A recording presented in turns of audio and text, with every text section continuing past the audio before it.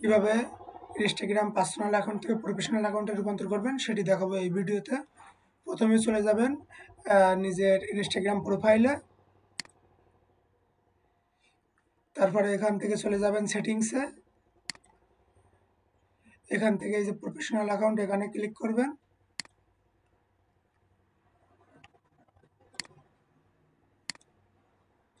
এখন এখান থেকে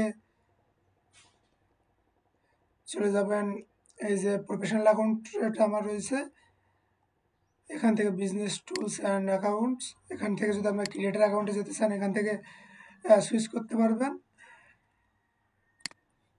আবার আপনার সুইচ টু পার্সোনাল অ্যাকাউন্টে যেতে হলে এখান থেকে সুইচ করতে পারবেন। এখানে যেহেতু আমার এটা প্রফেশনাল অ্যাকাউন্ট রয়েছে, যার জন্য বলছে পার্সোনাল অ্যাকাউন্টে সুইচ ব্যাক করতে। ধন্যবাদ ভিডিওটি কষ্ট করে দেখার জন্য। ভালো থাকবেন সবাই।